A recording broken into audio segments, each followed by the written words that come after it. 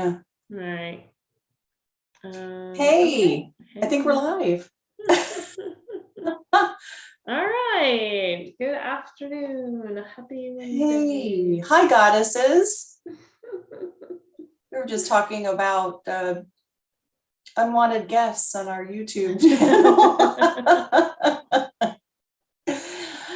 Oh, Yeah. in this world, we do attract some Everything. things. Yeah. Yep. So. We just have to activate that shield. Yep. Indeed. But we're glad you're here, and Yes. I'm glad you're here, Ramona, and I am here. I'm glad you're here as well, Paige. Hey. It has been quite the trying week. I think I mentioned last week that Mercury was going into the shadow, and I definitely am feeling a lot of those retrogrades that are going on, and all the stuff that's happening in the moon cycle, and we're about to enter into our fall equinox. So there is a lot of upheaval happening for me, but I am grateful to be here today. Well, when you're on the goddess path, and here's a caveat for those of you who are just entering into this exploration, it will open you up to a lot of stuff, which is beautiful. And then also and trying. Which is really good. Of course, every week, as we say, we pick a goddess. And well, she picks us, and then it seems like we experience exactly what she's offering. And that she's sharing, for sure. And that's beautiful, because then we can share that with you, our experience, and it's not just a theory or something out there. It's true, it's out there. And so let's talk about Akhila. Akhila, I don't know. We always have a thing with pronunciation. Can I go ahead and read her description? Please do, go for it. Well, she's described as the goddess of the never not broken, which when I first read that, I thought, never not broken? I mean, we don't really consider ourselves not broken, but here's what our guidebook says about that. Akhilanda represents the essence of the phoenix. She is indestructible energy that embraces change. Her name in Sanskrit means female power or goddess, and never not broken. So she is the goddess of the never not broken. She can never be broken because she always is. She is the embodiment of what we try to avoid, the dissolution of our ego's identity. And it goes on to say, many of us exert tremendous energy in the effort to not break or fall apart. Sound familiar? We resist our grief, our heartbreak, or we deny the need to change until the choice no longer feels like it's ours. Something sideswipes us in our ordinary life and shatters who we think we are and how we identify ourselves. Here's what Akhilanda reminds us. Vulnerability is our greatest strength. If we are always broken, we can never break. Yeah, beautiful. Yeah. Well, who's never been sideswiped from right their normal life? Whoop, didn't see that coming. Right, for sure. Well, and even in the things that you do see coming, like how it impacts you. I think that's been one of the greatest lessons of my life up to this point is that vulnerability is actually a good thing. It's not bad. I can remember back so many years of like, I have to be strong, I have to keep it together, I have to do all the things, that was one of those. Let's remove that from the dictionary. Have to and instead get to a point of acceptance of what is, and that is not easy. As I was sharing just a moment ago, this week has been quite trying for me. And I found myself yesterday morning, like I woke up and everything seemed to be fine. And then I had an experience that like in an instant, like bam, I suddenly was not fine. I suddenly was on edge. I was feeling all the feels and couldn't see my way out of it. Mhm. And so I just called out to spirit and said, I don't know what to do. I have a full day of work. I have this. Like I had all these things that were going to require my energy. And one of the things that I feel really grateful for is that when I do the work that I do, um, I do drop in to a space that spirit can just work through me, which is a beautiful practice that I have developed. But that doesn't mean that I don't have my own experiences or struggles. And I will tell you, it was literally as quick as flipping a switch that I got to work. I flipped the switch. I dropped into space of being the divine conduit, and as soon as work was over, I was like in tears again. It was just this awareness of, yes, you can step out of the way, but you do still have to do your work. And Right. so when that light switch went off yesterday morning, and I just called out for help, the answer was your tribe. So I immediately sent a text to Paige and our dear friend Sue and asked for help. And I just said, I'm feeling like I'm coming unraveled, and I could use some extra love and support today. So anything you can do, I'm open to receiving it. And within like 10 seconds, Paige was Like, like, call you me. can call me. Because I mean, this is my observation of me, but I think that Paige would agree. I hold a lot of space for others. I don't tend to ask for space to be held for me. And it's not that I won't, it's just that I've done the work that I can process things without needing to have that reach out as often as I did maybe 10, 15 years ago. Like 10, 15 years ago, I was always needing someone. And then there was a point in time where I kind of turned a corner and was like, okay, I don't need anyone. Well, now I feel like I'm in this space that's somewhere in between, right? Where it's like I can reach out and ask for help and show that I'm struggling when I need to, and when I need to process and go within and work with my guides and my tools, then I do that. It's more balanced, right? And that's what we're always seeking in life is balance. It's not about, you know, all action or no action. It's about finding that balance between the two. So for me, those two things, they balance my scales. And for years it was like this or like this, and now it's, I work the Yeah. edges of that. So my point here, I feel like I'm going off on a tangent, is that call for help, not just to my heavenly support, but also my physical 3D world support. That was me being vulnerable. That was me saying I'm not well and I need help and I don't know what to do. And the call was responded to, and space was held. So being willing to show your vulnerability is important to the human journey, right?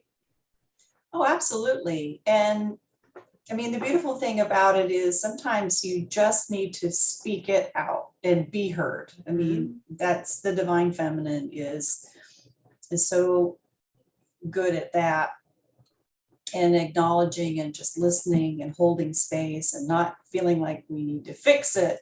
But when you're in an emotional upheaval, that's a lot of energy that needs to go somewhere, right? And you could have chosen to say, I can't deal with this right now. I've got a full day of, and all of that. Right. However, as you have, better than a lot of people, that if you keep doing that and doing that, it comes out in, dis-ease. In negative ways. Yes. It could really, Yeah. and so you know that at the moment you need to recognize it, reach out if it feels like Right. you need to, and release that, cry it out or pound it out or just whatever it is, just to get that energy out so you can clear it, and then be that channel for others and channel messages. You can't, when all this is when this clogging is up, up. nothing is going to get in. Right. Right. So you always, you practice what you preach. And that it's always an honor for me to hold space for anybody that's in need of it. And a lesson for me, when I'm feeling out of sorts, out of balance and all that, and I don't really know what to do, to reach out and just say, I'm just not feeling it today. I don't know what it is.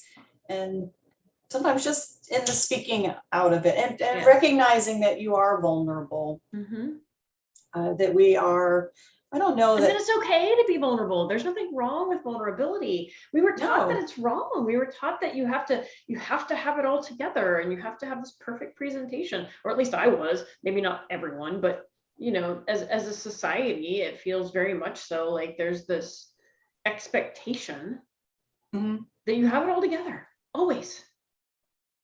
And that's unrealistic. That's unrealistic. Right. And that's what our goddess is showing us, that the way to not break is to honor the fact that you are already, and I don't mean this the way that it's going to sound, so I want to make sure that I say it the way I mean it. So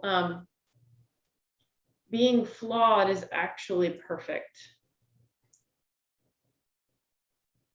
Yeah. Having imperfections is perfection. Perfectly imperfect. Yes. Yeah, that's the broken, that word broken has certain connotations. Like some people would call them like character defects and things, and defects never really sat well with me either. Said the cracks is where the light gets in. Well, and there you go. And that's what you too sang a song that said that as well, I think. I mean, like, you can look in different places and find this same understanding that brokenness is not bad. It's actually the opportunity to become more your true self. Because that dis-ease that you might be feeling around something is a messenger from your spirit saying, this is out of alignment with your truth. And that's why it's so disturbing to you in the first place, because it feels out of alignment. I mean, how wonderful you feel when everything is in alignment, and when it's not, it is very uncomfortable. And often, like I had read in the guidebook, we try to push it away until sometimes we're forced to deal with it. And sometimes that we get to that point where we're at the breaking point, unless you do something about this. Well, and how much energetic space is pushing something away, taking from you, like, because then you're like, so say you have something going on physically and you have to go to the doctor, and you avoid going to the doctor because, well, that feels scary. What if I get to the doctor and they tell me something really bad is wrong? So then you're creating all of this energy that's actually draining you of your life force, focusing on the fear of the outcome instead of just going, okay, something's not right. I'm going to get it checked out, and then I'm going to move on. Exactly. I'm just thinking, like, when you have a really good cry, just like a super ugly, and how good it feels after. Maybe exhausted and need to take a nap. Right. But because, you've just expelled all of this energy, and that but just, how good it feels afterwards. Mhm. Sometimes all you Yeah. need is just to There's like, this exhale that happens after yeah, that release, right? let it All that out. tension within you. And I'll say that was part of what happened for me yesterday. Was I had a really good cry on the phone with Paige yesterday, and tears have been few and far between for me over the last little bit of time. And that's kind of unusual because I'm pretty in tune with my need to release through tears. Mhm. But the cry that came out of me yesterday was like, it was so powerful. And I found that until I had that conversation with somebody who was seeing me, like really seeing me, with no Oh, you agenda shouldn't to feel fix that it way, or or to shift it another, yeah, just seeing exactly where I was, and gave me the freedom to just fall into pieces for a moment. right. There's so much power in that. Mm-hmm. Mm-hmm. And I had another little cry later in the evening with the other, with Sue, when she and I had a chance to catch up, but it wasn't as intense, but it was just still kind of that residual releasing of whatever. And then I woke up this morning and that was, things were, Yeah. more balanced. Like things didn't feel the same as they did yesterday. And that's the thing about life. Every day you're going to feel a little different. Yeah, and growth happens when you do that self-exploration. And I'm just thinking a lot of times that this emotional upheaval, you say it was like one thing somebody said, it just set you off, but it wasn't really just one thing. When you sit back and you think, most things that these upheavals, as I've been That was calling just the them, last. That was just the it was last. that last straw, or Straw whatever that was yeah, dropped on the it's just, haystack there. yeah, and it was just a culmination of Mhm. this and that, and you aren't even aware of Mhm. it until you sit back and think, oh yeah, well, that happened and that Mhm. happened, and Mhm. I was going through that and I'm changing this, and Yep. boom. So I think the central message here, Goddess Sisters, is love your imperfection. Love the parts of you that you view as broken, Mhm. because that's where the light gets in. Exactly. That's where the healing comes. That's where the growth and expansion and awareness is developed, is when you allow yourself to get vulnerable, fall to pieces, and then what emerges? The phoenix, right? That's right. Absolutely. We are perfectly imperfect. Thank Goddess for that. Yes. Oh, wow. I just love these chats. Yes, me too. It definitely helps inspire and shift any imbalances I might be feeling in my life. And we hope it does the same for you. So Yeah. please share Yeah. your feedback. We'd love to hear how you are experiencing this message, and how you want to use that for the betterment of your life.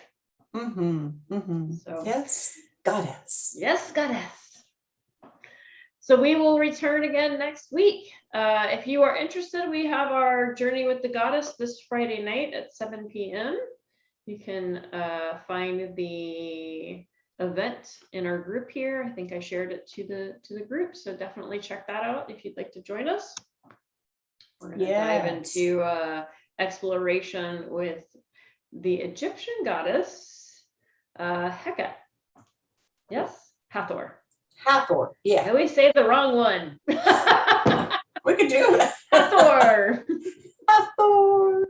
I don't think we've worked with an Egyptian goddess up to this point in our journey with the goddess, so this will be. I'm excited. Yeah. Oh, that's especially funny. because the Greek and Egyptian times are the most common, or they were for in my childhood, the most common right goddess aspects that I was aware of. So Yeah, it'll be interesting to see what Hathor has to share with us Yeah. All and right. how we can work with her over this next month. So with that, many blessings. Blessed be, sisters, and we will see you next week. Namaste.